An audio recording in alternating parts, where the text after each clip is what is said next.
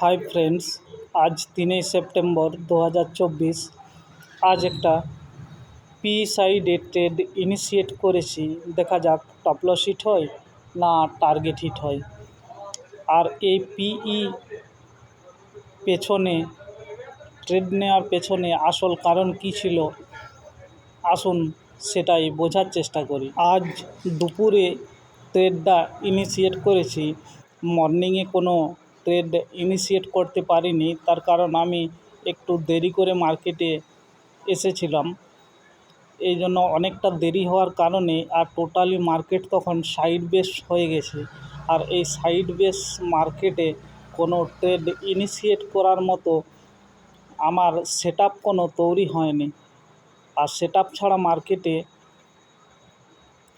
কোনো রকমভাবেই এন্ট্রি নেওয়া কিন্তু যাবে না। আর এই কদিন ধরে মার্কেটের যা বিহেভিয়ার, সম্পূর্ণ সাইড বেস। এবারে এই সাইড বেস মার্কেটে আপনি কি করবেন, কিভাবে ট্রেড ইনিশিয়েট করবেন। আর এখানে কিন্তু ট্রেড ইনিশিয়েট করলে থিটাডিকের কারণে আপনার টপলস বারবার হিট হওয়ার সম্ভাবনায় সব থেকে বেশি থেকে থাকে। দেখুন, মার্কেটে ট্রেড ইনিশিয়েট করার পরেই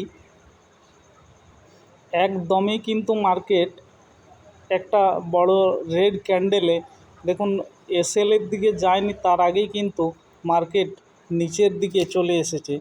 আর যেখানে এখন বর্তমানে যে জায়গাটায় মার্কেট দাঁড়িয়ে রয়েছে, সেই জায়গাটা একটা সাপোর্ট লেভেল। যেহেতু উপর থেকে ট্র্যাপ করে মার্কেট নিচের দিকে আসছে, এই কারণের জন্যই এখানে কিছুক্ষণ মার্কেট কিন্তু টাইম পাস করবে, তারপরে আবার নিচের দিকে আসবে। অর্থাৎ আমি অনেক ভিডিওতেই বলে রেখেছি, আগের যে ভিডিওগুলো ইউটিউবে আপলোড করা আছে, সেই ভিডিওগুলো দেখলেই আপনারা বুঝতে পেরে যাবেন যে মার্কেট যদি উপর থেকে ট্র্যাপ করে আসে, তাহলে প্রত্যেকটা সাপোর্ট লেভেল বা প্রত্যেকটা রেজিস্ট্যান্স লেভেলে মার্কেট কিছুক্ষণ টাইম স্পেন্ড করার পর কিন্তু নিচের দিকে আবার আসবে।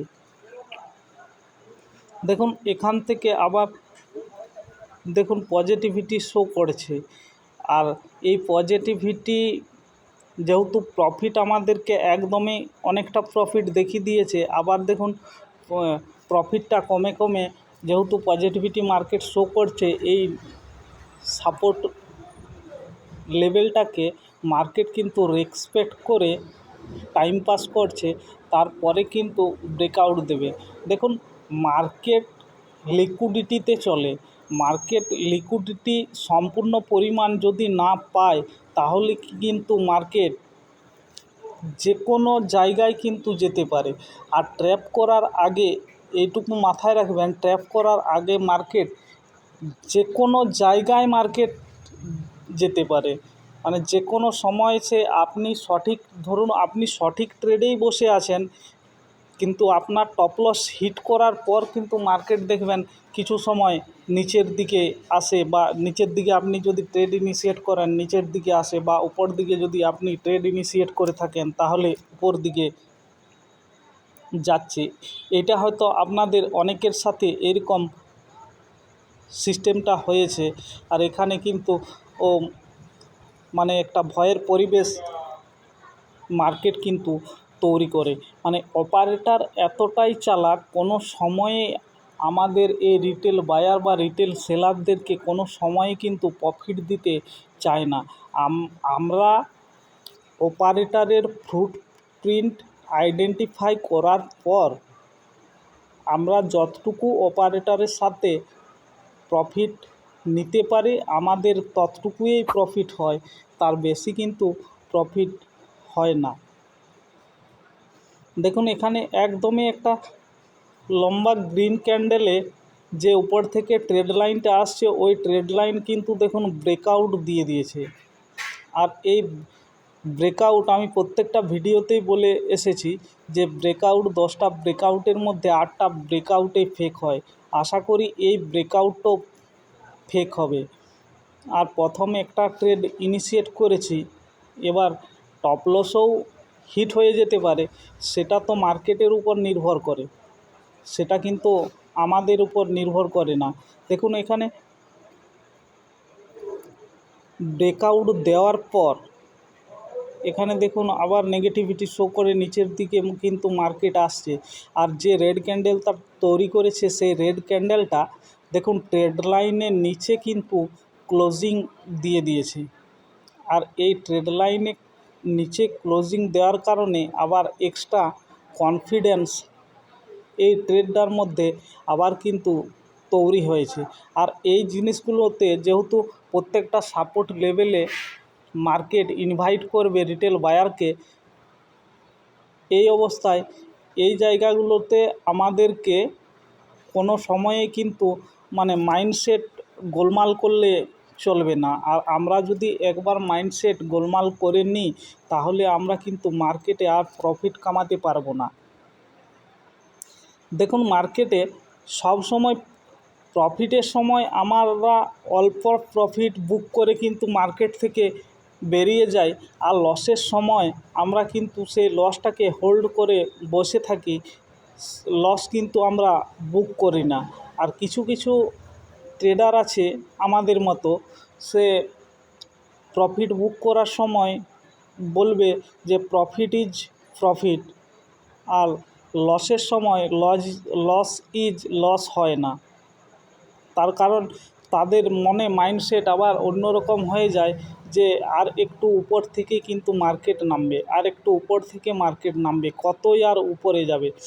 দেখুন আমি কিন্তু আপনাদেরকে লাইভ মার্কেটে স্ক্যাল্পিং শেখাচ্ছি বা শেখানোর চেষ্টা করছি।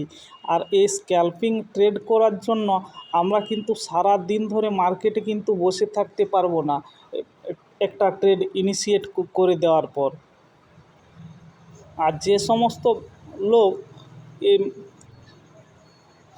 ট্রেড নেওয়ার পরে যে এটা ও আলাদা জায়গা থেকে ও এইভাবে ট্রেড করছে, কিন্তু ট্রেড নেওয়ার পরেই তাদের সামনে কিন্তু সমস্ত জিনিসটা বোঝা যায় যে একজন ট্রেডারের মাইন্ডসেট কী থাকে, সাইকোলজি কী থাকে, আর নিজের বুক।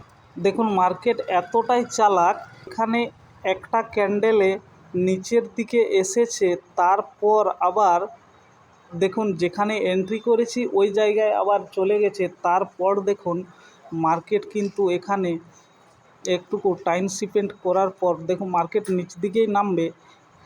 এবার মার্কেটের বিহেভিয়ারটা দেখুন। আর এখানে দেখুন ব্রেকআউট দেওয়ার পর কিন্তু মার্কেট রিটেস্টের পর অনেকগুলো ক্যান্ডেল কিন্তু এখানে তৈরি করে দিয়েছে। টোটালি মার্কেট এখানে সাইলেন্ট হয়ে গেছে। আর সাইলেন্ট হওয়ার জন্যই এখানে কিন্তু মার্কেট রিটেল বায়ারকে কোয়ান্টিটি ধরিয়ে দিয়ে এখানে কিন্তু মার্কেট নিচ দিকে আসার প্রবাবিলিটি বেশি থাকে। আর মার্কেটে কোনো জিনিসটাই কিন্তু 100% নয়, মার্কেট কিন্তু প্রবাবিলিটির উপর নির্ভর করে। দেখুন মার্কেট একদম নিচের দিকে এসে গেছে। এবার দেখুন কতটা কি প্রফিট দেয়, বা মার্কেট প্রফিট একবারে নিয়ে নেয় আমাকে লসে কনভার্ট করে দেয়। এরকম ট্রেড আমার জীবনে অনেকলা হয়েছে। প্রথমে প্রফিট দেখিয়ে তারপর আবার লসে কনভার্ট করে দিয়েছে প্রফিটটা কিছুক্ষণ হোল্ড করে রাখার কারণে। দেখুন মার্কেট তো নিচের দিকে আসার সম্ভাবনাই বেশি আছে। দেখুন এখানে উইক তৈরি করে মার্কেট কিন্তু উপরে চলে গেছে। এখানে যে ব্রেকআউটটা এই সুইংটা দিয়েছে, এই ব্রেকআউটটা ঠিকঠাক হয়নি, এই জন্যই। এবার দেখুন এক একটা ক্যান্ডেলকে দেখলে বোঝা যাবে যে এটা কিন্তু রানিং ক্যান্ডেল নিচের দিকেই আসছে। দেখুন কত তাড়াতাড়ি মার্কেট, দেখুন আপনি এক্সপেক্টই করতে পারবেন না যে আপনাকে কতটা কি প্রফিট কিন্তু মার্কেট দিয়ে দেবে কোনো সময়ে। আর আপনাদের যদি কোনো শিখতে অসুবিধা হয় সেই জায়গাটা ধরে আমাকে কিন্তু কমেন্ট বক্সে কমেন্ট করে জানাবেন আপনাদের কোন জায়গায় সমস্যা আছে। দেখুন আমি 1=5 টার্গেট অলরেডি মার্কেট একদমই দিয়ে দিয়েছে। আর ভালো লাগলে অবশ্যই চ্যানেলটাকে সাবস্ক্রাইব করে রাখবেন।